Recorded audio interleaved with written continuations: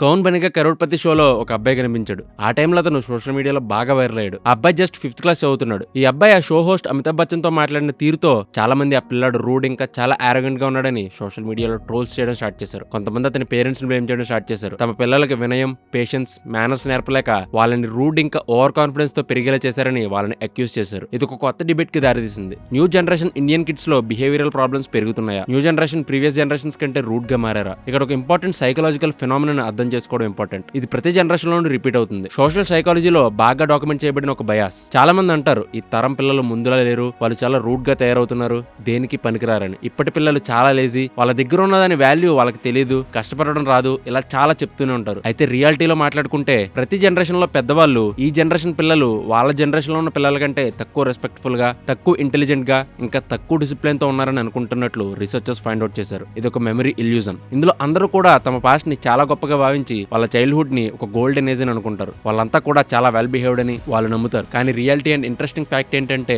వాళ్ళ పేరెంట్స్ కూడా వాళ్ళ గురించి ఇలాంటి కంప్లైంటే చేస్తుంటారు. అలానే వాళ్ళ తాత ముత్తాతలు వాళ్ళ పిల్లల గురించి ఇదే కంప్లైంట్ చేస్తారు. మీరు 100 లేదా 1000 సంవత్సరాలు వెనక్కి వెళ్ళినా 1000 సంవత్సరాల నాటి బుక్స్ కూడా ఈ విషయాన్ని మెన్షన్ చేస్తాయి. అంటే ఆ జనరేషన్ లో కూడా పేరెంట్స్ తమ పిల్లలు చెడిపోయారని నమ్మేవారని ఇది చూపిస్తుంది. ఏన్షియంట్ గ్రీస్ లో అరౌండ్ 700 BC న్యూ జనరేషన్ పిల్లలు వయసైపోయిన తమ తల్లిదండ్రులను మునుపట్లా గౌరవించడం లేదని ఒక రైటర్ రాశారు. అరిస్టాటిల్ కూడా ఇలాంటిది ఒకటి రాశారు. అండ్ అరౌండ్ 1750s టైంలో శామ్యూల్ జాన్సన్ అని ఒక ఇంగ్లీష్ రైటర్ ఈ ట్రెండ్ ని గుర్తించారు. ఆయన ఇలా రాసుకొచ్చారు: ప్రతి పెద్దవాడు పెరుగుతున్న జనరేషన్ యొక్క పొగరబోతుతనం గురించి కంప్లైంట్ చేస్తాడు. ఈ టుడేస్ కిడ్స్ ఎఫెక్ట్ అనేది సోషాలజీలో ఒక వెల్ డాక్యుమెంటెడ్ ఫెనోమెనా. కానీ దీన్ని మనం యాక్సెప్ట్ చేసినప్పటికీ ఈనాటి జనరేషన్ పర్ఫెక్ట్ గా ఎదుగుతుందని చెప్పలేం. అసలు ప్రాబ్లమ్స్ లేవని చెప్పడం కూడా కరెక్ట్ కాదు. ఈ రోజుల్లో చాలా మంది పిల్లలు చాలా దారుణంగా బిహేవ్ చేస్తున్నారన్నది 100% నిజం. వాళ్ళు రూట్ గా ఏమాత్రం రెస్పెక్ట్ లేకుండా ఉంటారు. కేబీసీ షోలో ఆ 10 ఏళ్ల పిల్లవాడు అమితాబ్ బచ్చన్ తో డిస్రెస్పెక్ట్ఫుల్ గా మాట్లాడినప్పుడు ఒక క్వశ్చన్ రైజ్ అయింది: ఎందుకు అలా చేశాడు? ఈ తప్పుడు ప్రవర్తనలకు చాలా రీజన్స్ ఉన్నాయి. First problem is developmental psychology. Child development journal లో పబ్లిష్ అయిన 40కి పైగా రీసెర్చ్ పేపర్స్ రివ్యూలో చిన్నపిల్లలు ఫ్రీక్వెంట్ గా తమ నాలెడ్జ్ లెవెల్స్ ని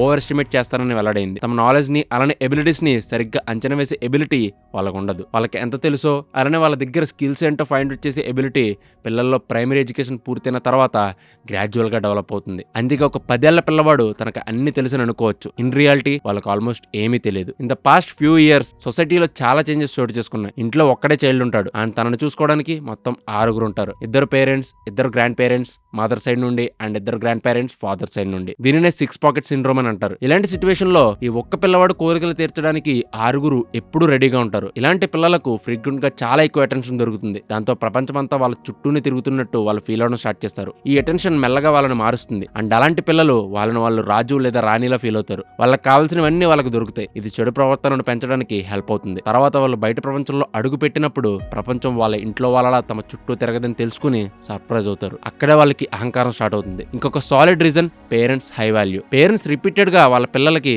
మీరు చాలా స్పెషల్ అని, వేరే వాళ్ళకంటే మీరు చాలా ఎక్స్ట్రాడినరీ అని చెప్పినప్పుడు ఆ పిల్లవాడు ఇంకా గొప్పగా తనను తాను ఫీల్ అవడం స్టార్ట్ చేస్తాడు. ఇది వాళ్ళలో ఒక రకమైన సెల్ఫ్ డిసీవింగ్ పర్సనాలిటీని డెవలప్ చేస్తుంది. వాళ్ళని స్పెషల్ చేయడం మంచిదే, కానీ అది ఎక్సెస్ అయితే పిల్లల బిహేవియర్ మీద ఒక నెగిటివ్ ఇంపాక్ట్ ఉంటుంది. ఇది వాళ్ళకి ఎలాంటి మెసేజ్ ఇస్తుందంటే ఇంటెలిజెంట్ అండ్ టాలెంటెడ్ అయితే రూట్ గా ఉండడం తప్పు లేదని వాళ్ళు అనుకుంటారు. అండ్ మోడర్న్ ఇండియన్ పేరెంట్స్ పిల్లలు ఏమడిగినా సరే అస్సలు నో చెప్పరు. 2022లో ట్వీక్ ఇండియా వెబ్సైట్ లో కండక్ట్ చేసిన ఒక ఆన్లైన్ పోల్ లో రివీల్ అయిన విషయం ఏంటంటే 93% మంది ఇండియన్ పేరెంట్స్ తమ పిల్లల్ని డిసిప్లిన్ లో పెట్టడానికి ఇబ్బంది పడుతున్నట్టు చెప్పారు. ఇక్కడే న్యూక్లియర్ ఫ్యామిలీస్ పిక్చర్ లోకి వస్తాయి. గతంలో పిల్లలు జాయింట్ ఫ్యామిలీస్ లో పెరిగేవారు. వాళ్ళకి అటెన్షన్ తో పాటు రెస్పెక్ట్ లాంటి థింగ్స్ నేర్పడానికి ఎక్కువ మంది ఉండేవారు. చాలా రీసెర్చర్స్ ఏం చెప్తున్నాయంటే న్యూక్లియర్ ఫ్యామిలీలో పెరిగే పిల్లల కంటే కూడా జాయింట్ ఫ్యామిలీలో పెరిగే పిల్లల బిహేవియర్ చాలా మెరుగ్గా ఉంటుంది. ఇంకొక డెడ్లీ రీజన్ 5 years బ్యాకే స్టార్ట్ అయింది. అదే కోవిడ్ పాండమిక్. కోవిడ్ వల్ల పిల్లల బిహేవియరల్ ప్రాబ్లమ్స్ చాలా పెరిగాయన్నది ఒక ఫ్యాక్ట్. ఇండియాలోనే కాదు, వరల్డ్ వైడ్ గా లాక్డౌన్ ఇంప్లిమెంట్ అయిన ప్రతి చోట పిల్లలు స్కూల్స్ కి వచ్చినప్పుడు వాళ్ళ బిహేవియర్ లో చాలా చేంజెస్ నోటీస్ చేశామని చాలా మంది టీచర్స్ చెప్పారు. పాండమిక్ ముందు గుడ్ బిహేవియర్ తో ఉన్న పిల్లలు కూడా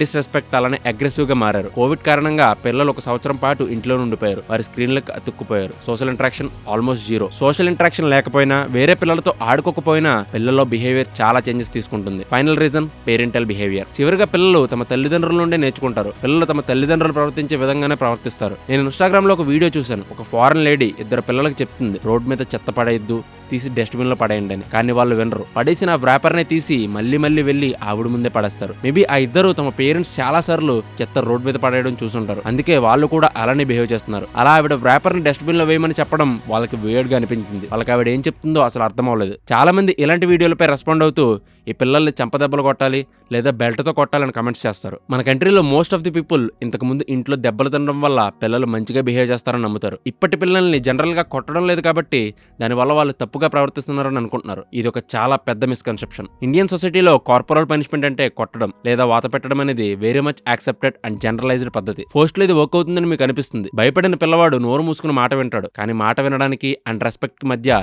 ఒక క్రూషియల్ డిఫరెన్స్ ఉంది. చాలా రీసెర్చెస్ ప్రకారం మీరు బెదిరించినప్పుడు అది తప్పని పిల్లలు అర్థం చేసుకోరు. వాళ్ళకి అర్థమయ్యేది ఒక్కటే, రూల్స్ కి వ్యతిరేకంగా వెళ్తూ దొరికితే కొడతారు. కాబట్టి దొరకకుండా తప్పించుకోవడానికి వేస్ ని వెతుకుతాడు. అండ్ ఈ భయాన్ని కొంచెంసేపు పక్కన పెడితే వాడు మళ్ళీ మిస్బిహేవ్ చేయడానికి ట్రై చేస్తాడు. ఈ రాంగ్ బిహేవియర్ కోసం ఇంకా క్యూరియస్ అవుతాడు. ఒక పిల్లాడికి నువ్వు అటువైపు వెళ్తే దెబ్బలు తింటావంటే మీ ముందు మాట వింటాడు. కానీ ఎందుకు వెళ్ళొద్దంటున్నారనే క్యూరియాసిటీ వాడి మైండ్ లో పెరుగుతుంది. మీకు తెలియకుండా అక్కడికి వెళ్ళడానికి ట్రై చేస్తాడు. అండ్ ఇంట్లో ఎక్కువగా దెబ్బలు తినే పిల్లలు బయట చాలా అగ్రెసివ్గా ఉంటారు. వాళ్ళలో యాంటీ సోషల్ బిహేవియర్ పెరుగుతుంది. ఇంట్లో పిల్లల్ని కొట్టినప్పుడు అవుట్ సైడ్ వరల్డ్ మీద వాళ్ళ స్ట్రెంత్ ని ప్రదర్శించడానికి violence and aggression correct way అని వాళ్ళు అర్థం చేసుకుంటారు. ఏమనుకుంటారంటే జీవితంలో ఏదైనా సాధించాలంటే దాన్ని వైలెన్స్, భయం ఇంకా బెదిరింపులతో చేయాలి. అయితే ఇలా కొట్టడం కూడా సొల్యూషన్ కాకపోతే ఇంకేంటి? ఇప్పటి వరకు మనం రెండు ఎక్స్ట్రీమ్ టెండెన్సీస్ గురించి మాట్లాడుకున్నాం. ఒకటి వాళ్ళని బెదిరించడం లేదా కొట్టడం, ఇంకొకటి వాళ్ళకి నో చెప్పకపోవడం. మీరు ఎప్పుడైతే నో చెప్పడం ఆపేస్తారో వాళ్ళ బిహేవియర్ కి ఎలాంటి కాన్సిక్వెన్సెస్ ఉండవని పిల్లలు అనుకుంటారు. సో డిఫికల్ట్ సిచ్యువేషన్స్ లో వాళ్ళు సెల్ఫ్ కంట్రోల్ ని కోల్పోతారు. దీనికి నిజమైన solution balanced parenting. Over strict గా ఉండకూడదు,